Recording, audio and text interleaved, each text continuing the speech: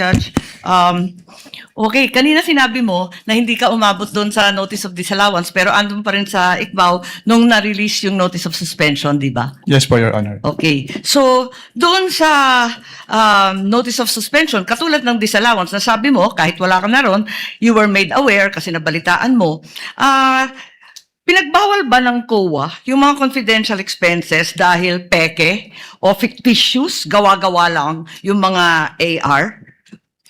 Anong pong notice yung tinutukoy niya po, Your Honor? Doon sa mga AR ng OVP, meron bang sinabi na gawa-gawa lang, hindi tunay, peke? Dahil hindi po yan yung focus ng audit namin, wala po may basis para magkaroon ng findings po doon sa mga sinasabi niyo. So ang sagot, no. Walang sinasabi na fictitious yung AR. At doon sa AOM, pati sa suspension, gano'n na rin sa ND, sinabi ba ng COA na yung AR and documentary evidence of payments, yung DEP, peke, falsipikado, huwad? Since hindi po yan yung focus ng audit po namin, wala po kaming findings about that, Your Honor. Sinabi ba doon na falsipikado yung DEP at saka yung AR? Na it was forged, kumbaga? Wala pong ganong findings, Your Honor. Wala rin, di ba? At doon sa mga pangalan ng mga recipient ng award, tama ba ako sa pagkaintindi na hindi rin sinita ng COA yung mga kakaibang pangalan tulad ng Mary Grace Piatos, Andy Lim, etc. Ang sinabi at binanggit talaga ng COA ay yung mga datos na hindi tumutugma. Tama ba? Since what it is compliance audit po at wala namang provision yung circular as to the use of aliases, yes po, wala po kaming findings. Kasi sabi mo nga, neither allowed nor prohibited. Tama po. So, doon sa AOM at sa notice of suspension, the names of these reward recipients was never raised by COA. Di ba? Yes po. Tama. Dahil nangyayari talaga na kakaibang pangalan ang binibigay kapag confidential or intelligence fund. Kaya isa pang tanong ko, dun sa notice of suspension, pati na rin sa ND, ang pagkaintindi natin, final ba ito o hindi? Kapag sinabi po kasing notice of disallowance under the joint circular, meron na pong obligation to restitute agad. Tama, final siya sa COA. Pero kahit ang desisyon ng COA, pwedeng dalhin sa Supreme Court para maging pinal na pinal. Di po ba? I-clarify ko lang po. Kapag dumating na po kasi sa Supreme Court, ang tanging ground na lang po dyan ay grave abuse of discretion amounting to lack or excess of jurisdiction. So wala na pong kinalaman po yung factual matters. Ganun nga, talaga naman na matters of fact, hindi naman rin-raise sa Supreme Court. Tama ka doon. Pero hindi pinal. Pwedeng dalhin sa Korte Suprema. At no point at this final. I-clarify ko lang po yung decision po ng COA to restitute ay hindi po apektado nung pag-file sa Supreme Court. So kahit mag-file po sila ng petition for certiorari sa Supreme Court, kailangan na po nilang ibalik agad. Kasi yung pendency po ng petition for certiorari, hindi po na na-stay yung obligation to restitute. Naintindihan natin yun, pero hindi pa tapos ang kaso. Pwede pang dalhin sa Korte Suprema, hindi po ba? At saka dun sa notice of suspension, balikan ko lang, was there a finding na ginamit sa pansarili yung mga confidential funds ng OVP? That is a presumption po under joint circular. Misappropriated ba yun? Kindly wrap up. That is a presumption po. Hindi po kailangan directly sabihin kasi nagkaroon po ng presumption. Pero hindi sinabi. Sa madaling sabi, Pero dahil wala presumption po siya, hindi po siya kailangan sabihin, Your Honor. Naintindihan ko, pero wala doon. Is there a COA finding na ninakaw ang confidential funds doon sa various AOMs and notice? Meron bang sinasabi doon na ninakaw? It was stolen? There is a prima facie evidence na nagamit po siya for personal use for benefit under the joint circular. Kaya nga. Kindly wrap up, Senator Judge Marcos. Yes, Avail of I round am two. done, but I have questions kung may second round. There will be a round two, and I will register you, Senator Judge Marcos. Thank you. Senator Judge Ejercito is recognized. You may proceed, sir, and when you're ready, and you have 2 minutes. Yes, thank you, Mr. Presiding Officer. Siguro dagdagan ko na lang din nun. Ito tayo tinatanong na rin yung tungkol doon sa mga paggamit ng mga alias sa ating mga senator judges. No? Dahil alam naman natin na kinakailangan din na lehitimong may pangangailangan na protektahan. No? Dahil nga confidential itong mga information. Ang sa ilalim ng Joint Circular number 2015, paano dapat maprotektahan ang pagkakakilanlan ng mga confidential informant? Wala pong provision as to that, Your Honor. Kasi yung, wala po namang requirement yung circular as to the, pwede po ulit po ng tanong, sorry. Well, yung ano, hindi kasi parang alam naman natin, no, dahil lalo na sa mga intelligence at saka yung mga activities, mga confi, ginagamit yung mga alias na nabanggit nyo rin kanina. Hindi ba pwedeng gamitin na lang, halimbawa, John Does, Jane Does, o Juan de la Cruz kasi alam naman natin na ano to binambibili at reward for information na syempre pinoproteksyonan din natin yung mga pinoproteksyon ng mga agencies yung identity no ng mga informants. Ang masasabi ko lang po, Your Honor, wala naman pong provision as to the joint circular sa use ng aliases kasi silent po yung joint circular. So tanggap 'yon. Halimbawa nakita niyo medyo parang kahit yung mga pangalan mukhang alias lang ay tinatanggap dahil pag intelligence gathering. We base lang po dun sa document submitted to us. So, kung wala pong naka-indicate dun sa document submitted to us na alias po yun, hindi po namin malalaman, Your Honor. Tapos meron ding dapat may coordination paggamit ng intelligence or confidential fund. May coordination with law enforcement agencies, tama po ba? Yes po, based on the joint circular po, Your Honor. So doon po, tanong ko lang po, meron po bang o may nakita po ba kayong naganap na coordination with the agencies, no? Of course, yung PNP, AFP, PDEA at iba pa, NBI na ginawa ang halimbawa OVP in this case sa kanilang paggamit ng confidential funds para sa sinasabi nilang confidential programs. Based on the documents submitted po sa ICFA, wala po, Your Honor. Dahil sinasabi ng ng joint circular, kung di ako nagkakamali, na kailangan may proper coordination ang paggamit ng confidential funds with these law enforcement agencies. Yes po, based po on the joint circular, Your Honor. Isa ba ito sa mga findings ng COA sa IOM o sa audit observation memo or notice suspension or notice of disallowance na inilabas laban sa OVP, yung walang coordination? Wala po kaming naging findings about dyan, Your Honor. Last, Mr. Presiding Officer, doon sa course ng yung audit, Mr. Attorney Wamilo, did you see any evidence o may ebidensya ba kayo na si Vice President personally ang tumanggap, ang nakakuha o nagbenepisyo doon sa Confidential Intelligence Fund? Based on the documents po, wala po, Your Honor. Wala po akong personal knowledge about that po. So para sa record, for the record, just last point, Mr. Presiding Officer, sa pagkakaroon o kawalan ng ebidensyang nagpakita ng personal na pagtamanggap na kinabang ba ang isang opisyal ng pamahalaan sa pundong bayan ay sapat na?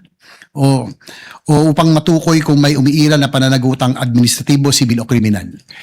Under the joint circular po kasi since si OBP po, si head of the agency po yung may responsibility to oversee kung paano gamitin yung confidential fund and to ensure yung compliance nila dun sa joint circular, then the accountable person din po si head of the agency, Your Honor.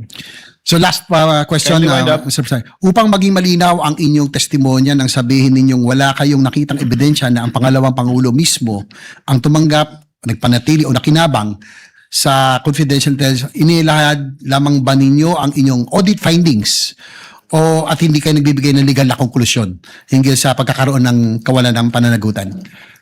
Is it based on your audit findings or legal conclusion hinggil sa pagkakaroon ng liability? Based po sa audit findings, Your Honor. Kasi nilalagay po namin yung persons accountable dun sa aming ini-issue po. Okay, thank you, Mr. Presiding Officer. Thank you, Senator Judge JV. Before recognizing Senator Judge Soto, Attorney Wamil, just on the point of Senator Judge Marcos, to clarify, the decision of COA with respect to any appeal is final, is executory but not final even if it is appealed before the Supreme Court, correct? With respect to the obligation to restitute po, kahit magkaroon ng pendency ng petition for Attorney Wamil, listen to the question, please. Okay, It is, Your Honor. unless a TRO is issued by the Supreme Court, it is executory but the decision is not yet final. Would that be correct? Yung decision po, final na, Your Honor. Kasi, Inappeal nga sa Supreme Court, paano magiging final? Ikaw naman. A decision of the COA executory na po, Your appealed to Honor. the Supreme Court is executory unless a TRO is issued but is not yet final. Yes po, Your Honor. That is a correct statement. Opo. Thank you. Senator Judge Soto, you are recognized, sir. You may proceed when you're ready. You have 2 minutes. Thank you, Mr. President, Mr. Presiding Officer, Mr. Witness. In your testimony, August 3, upon direct examination by the prosecution counsel, you were presented representative samples of selected forms. The question 845 acknowledged receipts, if I remember it right. Correct ba yun? Yes po, Your Honor. All right. Sinabi nyo na kayo ay gumawa ng observations doon sa mga acknowledgement receipts nito kung saan ilan dito ay pinagagamitan ng confidential funds ay hindi naaayon sa Joint Circular 2015-01. Ngunit may mga acknowledgement receipts according to how I recall it na wala naman kayong observations, ano? Yes po. Sapagkat ang pinaggamitan ng pondo ay naaayon sa nasabing circular. Tama ba? Yes po, Your Honor. Alright. Halimbawa, yung acknowledgement receipt ni Mary Grace Mary Grace Piatos na 70,000 for medicine, walang supporting documents. Kaya gumawa kayo ng observations. Yes po, Tapos Your Honor. yung doon naman kay acknowledgement receipt ni Janice Marie Trevilla, 70,000 at Patty Ting na 150,000, wala kayong observations. Dahil ang pondo ay ginamit sa purchase of information na pinayagan o allowed ng nasabing circular. Tama ba? Yes po, Your Honor. That's the way I recall it. All right? Okay, now, ito ngayon ang tanong ko. Out of these 845 acknowledgement receipts na pinag-uusapan sa kasong ito, ilan ang nagawa nyo ng observations dahilan sa kawalan ng supporting documents? Hindi ko na po matiyak kung ilan yung exact number po, Your Honor. Ilan ng, well, then my next question will not be answered because tatanong ko, ilan yung walang observations? Pwede po ako mag-refer sa tabulation po, Your Honor. Please. You can refer to your tabulation table that was earlier marked. Assisting counsel, can you show him the previously marked evidence pertaining to his tabulation or summary? Assisting counsel for the respondent may also approach, should he so desire.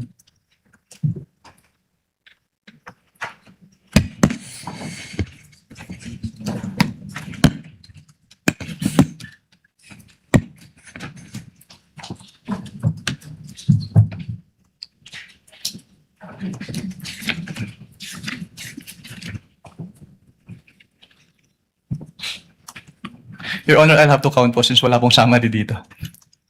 What do you mean? You have to count the 845. Yes po, Your Honor. Wala kang percentage man lang.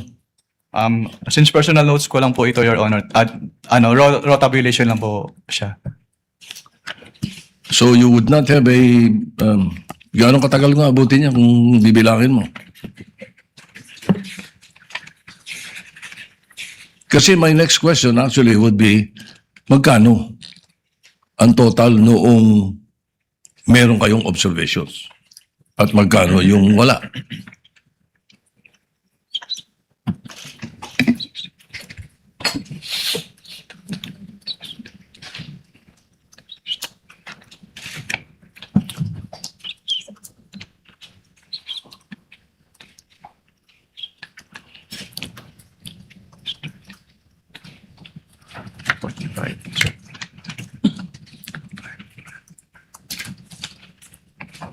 If the chair may assist, Attorney Wamil, look at your notice of suspension.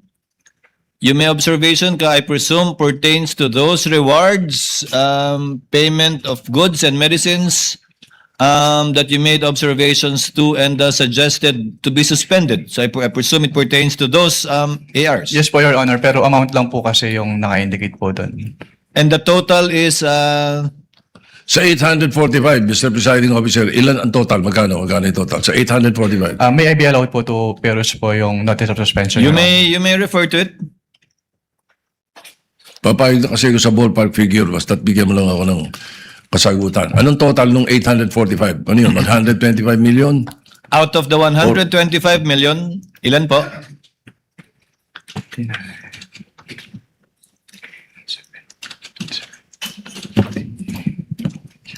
Your Honor, please. Let's wait for the witness counsel to answer. He's referring to your marked exhibit, the notice of suspension. I believe it's on the first page, Attorney Wamil. Sa first page po, with respect to the payment of rewards po, 59,787,000 pesos po, Your Honor.